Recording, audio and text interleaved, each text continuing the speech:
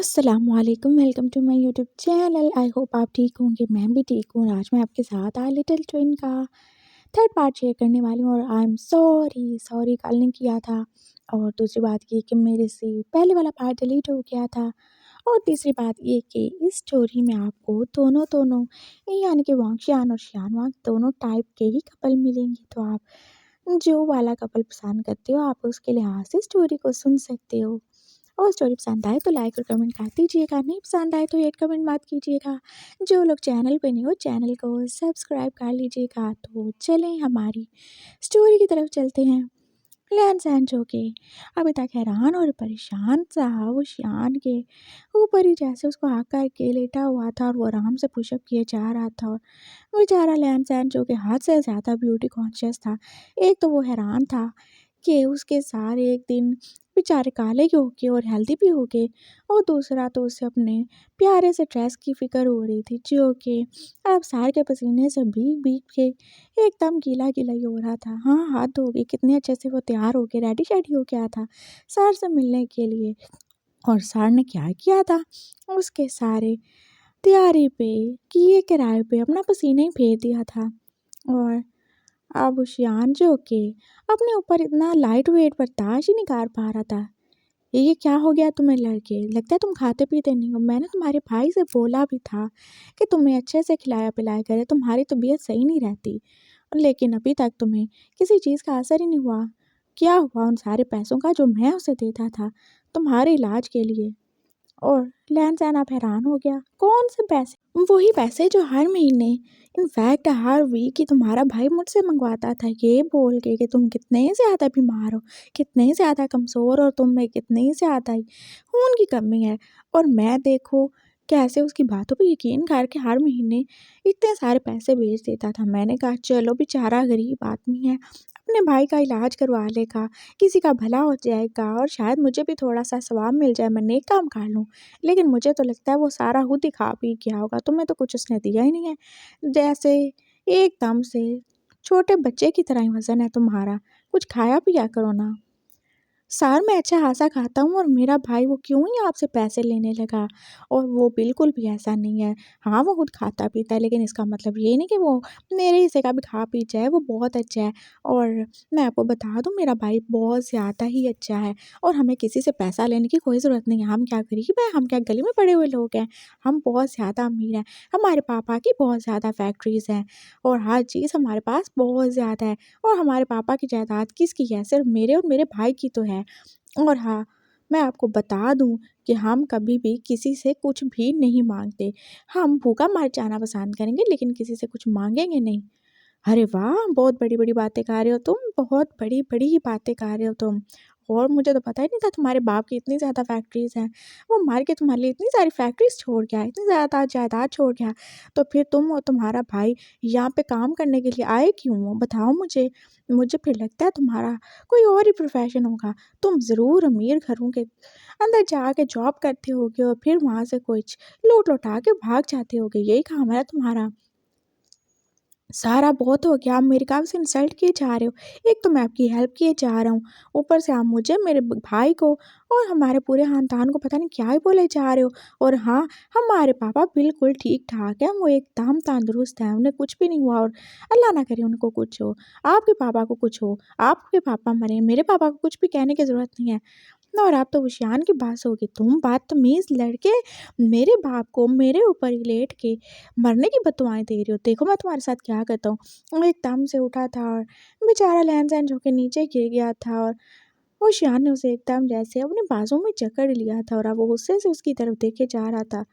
और वो अब देख के हैरान हुआ था। तुम कौन हो? मैं लहन-सहन हूँ। कौन लहन-सहन? तुम यहाँ पे क्या कर रहे हो? और कब से तुम मेरे ऊपर ही लेटे हुए हो? तुम बता नहीं सकते थे कि तुम कोई और हो और मैं किसी और से बातें कर रहा हूँ? क्या मतलब आप किसी और से क्यों ही बातें करेंगे? आप मुझसे ही बातें कर रहे थे। मैं ही आपका स्टूडेंट हूँ, मुझे ही आपने बुलाया था, मैं ही आपसे मिलने आया हूँ। ए चुप करो, क्या कैंची की तरह ज़ुबान चला रहे हो? मैं ही लगाए रखा है, तुमने बकरी की तरह मैं कर रहे हो। हाँ, तो आपने मुझे नहीं बुलाया था क्या? मैंने तुम्हें नहीं बुलाया। मैं तो अपने सर्वेंट की बात कर रहा था और उसके छोटे भाई की जो कि 2 दिन पहले यहाँ पे आया है और वही मेरी एक्सरसाइज़ करने में हेल्प करता है। हाँ, आपका सर्वेंट उसका छोटा भाई। हाँ, तो और क्या? तो क्या उसने आपकी इतनी ज़्यादा हेल्प कर दी कि आप आधे दिन में इतने ज़्यादा हेल्दी और इतने ज़्यादा काले हो गए। हे यू शट अप, क्या बोले जा रहे हो तुम? हेल्दी तो मैं माशाल्लाह बचपन से ही हूँ, खूब खाता पीता हूँ, खाते पीते घर का जो लड़का हूँ। तुम्हारी तरह नहीं हूँ। अगर अमीर भी हूँगा तो लगूंगा कि खाता पीता हूँ। और तुमने क्या बोला, मुझे काला बोला? तुम्हारी हिम्मत भी कैसे हुई? ये मेरा टैन कलर है, मेरा इतना प्यारा गोल्डन रंग है, तुम मुझे काला ही बोले जा रहे हो? मैंने इसको ऐसे ही काला नहीं किया, बहुत ज़्यादा मेहनत किया मैंने, बहुत ज़्यादा एड़ियाँ रगड़ियाँ, बहुत ज़्यादा हार्ड वर्क किया है, इतनी ज़्यादा सर ट्रेनिंग किया तब आके ये मुझे सारा कुछ मिला। तुम मुझे काला बोल के मेरी इंसल्ट की जा रहे हो? ओए सर, कौन-सी ट्रेनिंग? क्या आइडिया रगड़ ली हैं? पढ़ने लिखने में कौन-सी ट्रेनिंग हो जाती है बताएँ मुझे आप? बस पढ़ा ही तो है और आके हमारे कॉलेज में बस चुपचाप लाके और क्या मेहनत कर ली है आपने? और मैं तो यही पूछ रहा हूँ ना, मैं तो आपकी तारीफ़ ही कर रहा हूँ। हाँ, बस मेरे मुँह से काला निकल गया था, नहीं तो मैंने आपको काला कब बोला? मैंने तो बस यही बोला कि आप हेल्दी कैसे हो गए और आपका रंग काला कैसे हो गया? तुम मुझे बार-बार 3-4 बार काला का काला ही कह रहे जा रहे हो। सर, मैंने आपको काला नहीं बोला, मैं तो बस ये बोला कि आपका रंग ऐसे क्यों हो गया है? और आप तो कॉलेज में पढ़ाते थे ना, एक दिन में आप ऐसे कैसे बदल गए? मैं आज ही कॉलेज नहीं गया था और आप कल ही तो मुझसे मिले थे, कल तो आप ठीक-ठाक थे।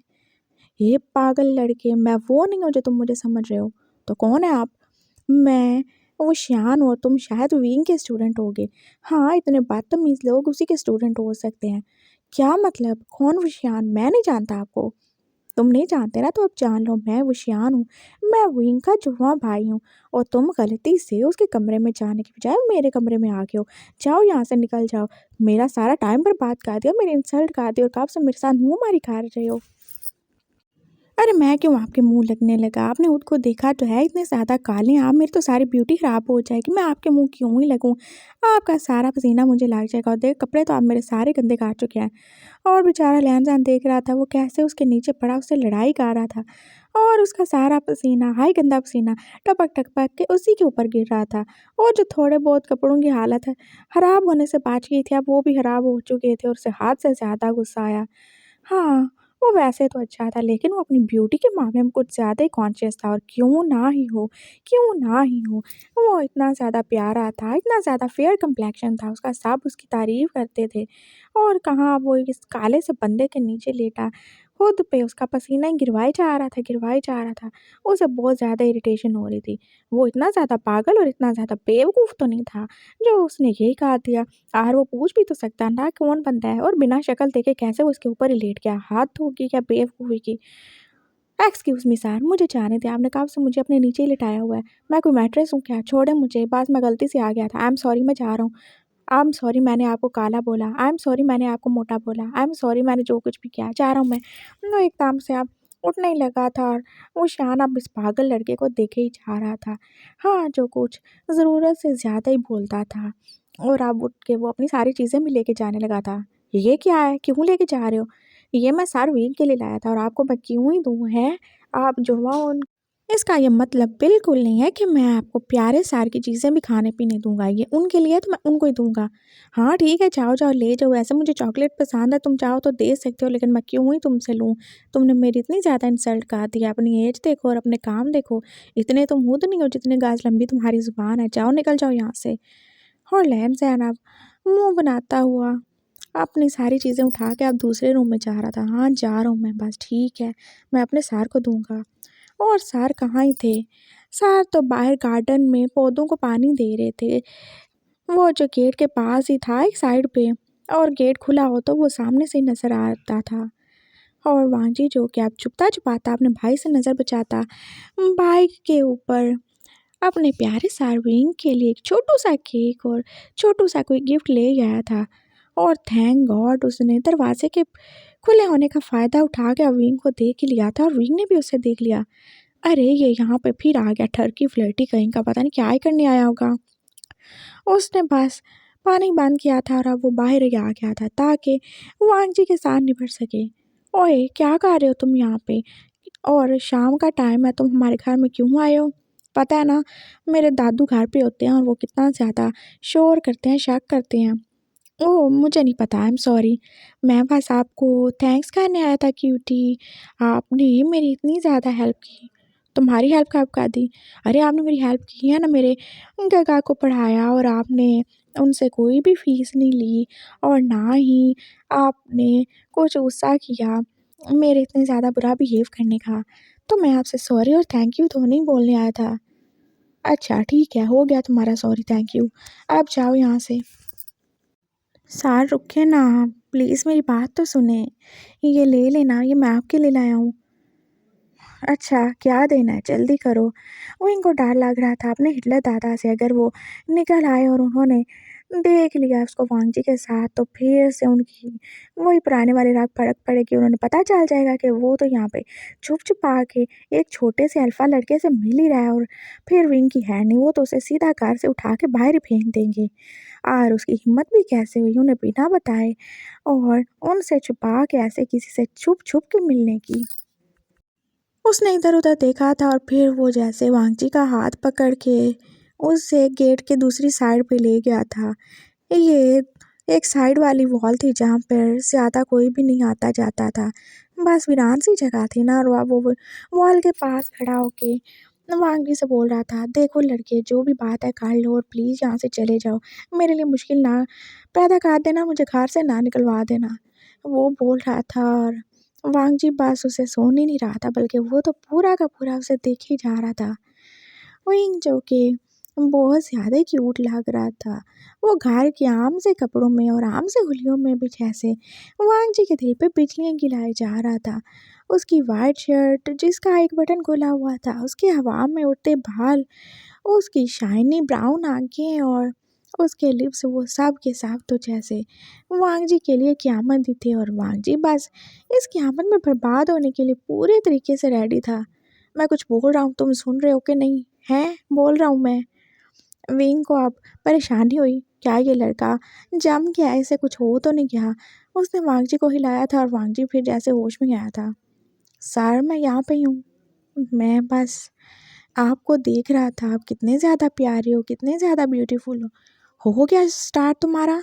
ठरकी कहीं के, फ्लर्टी कहीं के, जाओ यहाँ से। विंग जो कि अब फिर से गड़बड़ा ही रहा था। पता नहीं क्यों उसका खुद का दिल भी तो वांगजी की बातों और उसके करीब होने से जैसे तेज़-तेज़ ही दौड़ने लगता था। सर रुकिए ना। क्यूटी, आप मेरी क्यूटी नहीं हो, प्लीज़ मेरी बात सुनो। क्यूटी बोला तुमने? हाँ, तो क्या हो गया? सर, मैं आपको कुछ कहना चाहता हूँ। क्या? मैं आपसे? क्या मुझसे? Sir I think I am in love with you. मैं आपसे प्यार करने लगा हूँ। मुझे आप बहुत ज़्यादा अच्छे लगते हो। आपकी हर चीज़, आपकी हर बात, आपका हर अंदाज़ मुझे अच्छा लगता है। सर प्लीज़ मना मत कीजिएगा। हे यू पागल लड़के, क्या ही बोले जा रहे हो? अपनी एज देखो ज़रा, अपनी बातें देखो और अपने काम ही देखो तुम। क्या बोले जा रहे हो? तुम्हें पता भी है मैं कम से कम, हाँ, कम से कम नहीं, पूरा 10 साल ही तुमसे बड़ा हूँ और तुम कैसे ऐसे बेशर्मी से मुझे ये सब भूले ही जा रहे हो? कुछ शर्म करो, कुछ लिहाज़ करो, कुछ ख़याल करो। सर कौन-सा शर्म, कौन-सा लिहाज़, कौन-सा ख़याल और इसमें कौन-सी बुरी बात कह दी मैंने? मैंने कौन-सा आगे बढ़ के आपको किस कर लिया है या मैंने आपके साथ कुछ डिंग-डोंग कर लिया जो मैं शर्म करूँ? हे यू, क्या ही बोले जा रहे हो तुम? विंग जो फिर से अब घबरा रहा था और फिर वांगजी ने उसे जैसे दीवार के साथ ही पुश खा दिया था। सर प्लीज़ आहिस्ता बोले ना, क्या बोले जा रहे हैं? और वांगजी को भी डर लग रहा था, कहीं उसके गगा ने देख लिया तो वो ज़रूर घर जाके उसकी शिकायत ही लगा देंगे। मैं कह रहा हूँ क्या बोले हो तुम? विंग फिर से बोलने वाला था और वांगजी ने जैसे उसके लिप्स पे अपनी फिंगर ही रख दी। सर प्लीज़ थोड़ी देर चुप हो जाए ना। आप कॉलेज में मेरे टीचर हैं ना, यहाँ तो नहीं है ना? यहाँ तो आप मेरी क्यूटी हो ना? प्लीज़। और मैं एज का कुछ नहीं कर सकता और एज से क्या ही होता है? कुछ भी नहीं होता। हम दोनों अल्फ़ा और ओमेगा है ना, तो हम दोनों एक हो सकते हैं ना? और अगर मैं एज के इंतज़ार में रहा, मैं बड़ा होने का वेट करता रहा, तो आपको कोई और ले जाएगा। मेरा क्या होगा सर? मैं आपको किसी और के साथ नहीं देख पाऊँगा। आप बस मेरी हो। मैं आपको चाहने लगा हूँ और जो मेरा होता है, जिसे मैं चाहता हूँ, मैं उसको किसी के साथ शेयर नहीं कर पाता, ना उसके बिना रह सकता हूँ। प्लीज़, प्लीज़ आप मेरी बात को समझें। मेरे प्यार को एक्सेप्ट कर लें। और विंग का दिल तो जैसे उसके सीने में यही कह जा रहा था, हाँ एक्सेप्ट कर लो, तुम भी यही चाहते हो। तुम कब तक ऐसे रहोगे, बूढ़े हो जाओगे, इनफैक्ट हो भी रहे हो। और तुम्हें और क्या ही चाहिए। ये लड़का एक अल्फा है, इसका भाई जो कि इसी की तरह ट्विन ओमेगा है, और तुम उसे अपने भाई के साथ सेट करवा सकते हो। हाँ, सबका काम बन जाएगा, उसकी फैमिली रिच है, तुम्हारी फैमिली आसानी से उन्हें कबूल कर लेगी। और ये तो पहले ही तुम पे मरता है। रही इसके भाई की बात, तो उसको अपने भाई के साथ एडजस्ट करवाने में कितना ही टाइम लगेगा। और वो दोनों भी तो अल्फा और मैगन, और वो दोनों भी लोहे और मैग्नेट की तरह एक दूसरे से चिपक ही जाएंगे, जैसे ये तुम्हें चिपक रहा है। लेकिन उसका दिमाग तो उसे मना किए जा रहा था, अरे क्या ही क्या रहे हो तुम, बस अपने फ़ायदे के लिए उस छोटे लड़के के साथ तुम अच्छा नहीं कर रहे। वो इतना छोटा है और अभी 18 का है, वो इतनी जल्दी प्यार को क्या ही समझेगा। और आज नहीं तो कल तुम्हारे और उसके बीच का एज गैप तुम दोनों को दूर कर ही देगा। वो सिर्फ तुमसे अट्रैक्टेड है और कुछ भी नहीं। हाँ, कुछ भी नहीं, वो तुमसे प्यार नहीं करता। और विंग बस अपने दिल और दिमाग की बातों के बीच ही फंसा, अब अजीब सी सिचुएशन का शिकार था, और वांगजी बस उसी की तरफ देख रहा था। अब आप बिल्कुल ही चुप हो गए हो क्यूटी, कुछ तो बोलो ना। मैं क्या बोलूँ, ये सही नहीं है। विंग जो कि 75% तो राज़ी हो ही चुका था, लेकिन आधा आधा भी तो उसके दिल में शक ही था ना। क्या सही नहीं है सर, सब ठीक है, कुछ भी गलत नहीं है। और प्यार में एज का क्या ही लेना देना होता है, कुछ भी गलत नहीं है। मैंने बोला ना कि मैं आपसे प्यार करता हूँ, और मुझे बस एक दो बार मिल के ही पता नहीं आपके अंदर क्या अट्रैक्शन फील होती है कि मैं आपकी तरफ खिंचा चला जाता हूँ। आपकी ये बॉडी, आपकी ब्यूटी, आपकी आँखें, आपकी लिप्स, हर चीज़ तो जैसे मुझे अपनी तरफ खींचती है। और मैं क्या ही करूँ, मैं बस बेबस हूँ, मुझे समझ नहीं आता। और आप यही सोच रहे होंगे ना कि मैं छोटा हूँ, मैं नॉन सीरियस हूँ, मुझ में अभी तक इतनी ज़्यादा सेंस नहीं होगी कि मैं इन सब बातों को समझ सकूँ। तो मैं आपको बता दूँ, हाँ मैं एज में आपसे छोटा हूँ, लेकिन मैं बिल्कुल भी नॉन सीरियस नहीं हूँ, और मैं अपनी बातों, अपने रिश्तों और अपने प्यार के मामले में बहुत ज़्यादा क्लियर हूँ। और मैं कभी भी कंफ्यूज नहीं होता। मैं गधा की तरह नहीं हूँ, मैं रियलिस्टिक बनता हूँ, और मैं हमेशा रियलिटी में जीता हूँ। रियलिटी यही है कि आप मुझे अच्छे लगते हो, मैं आपसे प्यार करने लगा हूँ, और मैं दिल में कोई बात नहीं रखता। मैं जो बात हो बात स्ट्रेट फॉरवर्डली कह देता हूँ, और दिल में रखने का क्या ही फ़ायदा, उसे अगले बंदे तक पहुँचा देना चाहिए। तो मैंने कह दी, मैं आपको फ़ोर्स नहीं कर सकता सर, लेकिन मैं आपसे रिक्वेस्ट कर सकता हूँ, प्लीज़ आप मेरे प्यार को एक्सेप्ट कर लें। मैं आपको अपनाऊँगा, मैं आपको बहुत ज़्यादा प्यार दूँगा, मैं बहुत ज़्यादा खुश रखूँगा, और देखना आप मेरे साथ सच में बहुत ज़्यादा खुश रहोगे। आप क्या कहते हो सर? मैं क्या ही बोलूँ? कुछ मत बोलें, बस आप चुप रहें, और आपकी आँखें साफ सच्चाई बोल रही हैं। वांजी जो कि डायरेक्ट अब विंग की आंखों में देख रहा था, और विंग अब उसे देखने भी दे रहा था। और वांजी ने फिर अपनी पॉकेट से वो छोटी सी डिब्बी निकाली थी। ये मैं आपके लिए लाया हूँ, इनकार मत कीजिएगा। और ये सिर्फ गगा को पढ़ाने के लिए नहीं है, बल्कि ये मेरे प्यार का इजहार भी है। प्लीज़ मना मत कीजिएगा ना क्यूटी। और वांजी ने फिर उस डिब्बी में से एक छोटी सी चेन ही निकाली थी, जो कि बहुत नाजुक सी और बारीक सी थी। हाँ, ज़्यादा हैवी नहीं थी, वो प्योर गोल्ड की थी, जिस पे छोटे छोटे डायमंड से लगे हुए थे। और उनके बीच में एक रिंग भी लटक रही थी, जिस पे छोटू सा डब्ल्यू ही लिखा हुआ था। और फिर वांगजी ने बोला, ये मैं आपके लिए लाया हूँ, लेकिन मैं इसे नहीं ले सकता, ये बहुत ज़्यादा ही एक्सपेंसिव है। कोई एक्सपेंसिव नहीं है, और हमारे पास किसी चीज़ की कमी नहीं है, और ये मैं अपनी पॉकेट मनी से लाया हूँ, तो आप इसे ले सकते हो। अब बस मैंने बोल दिया ना, आप ले रहे हो, प्लीज़ ले लो। तुम लाए हो तो फिर पहना भी दो। विंग ने बस अब स्माइल करते हुए आंखें झुका ली थी, और वो पूरी तरह वांगजी के आगे सरेंडर कर ही चुका था, और वांगजी तो जैसे होश ही हो गया था। उसने आगे बढ़ के वो चेन अब विंग के गले में पहनाना शुरू कर दी थी और फिर वो बस उसके और जैसे हाथ काट के अब उसकी नेक पे किस भी खा रहा था। Thank you so much cutie, मेरे प्यार को एक्सेप्ट करने के लिए। I love you, I love you so much. वो कितना ज़्यादा ही खुश हो गया था और उसे बिल्कुल भी यकीन नहीं था कि सार इतनी जल्दी उसके प्यार को एक्सेप्ट कर भी लेंगे। और बेचारा विंग जो कि अपने दिल के हाथों मजबूर हो ही चुका था, वो बात शर्माए जा रहा था, उससे तो कुछ बोले नहीं जा रहा था। और वांगजी ने सिर्फ इस पे ही पास नहीं किया, अब वो उसे केक भी खिलाने वाला था। ये हमारे प्यार की एक्सेप्टेंस के नाम। और वो छोटू सा केक था, ज़्यादा बड़ा नहीं था। और उसने एक स्पून आप विंग के मुंह में डाल दिया था और विंग जो के पास अजीब सी हालत में था और वांगजी उसको देख रहा था।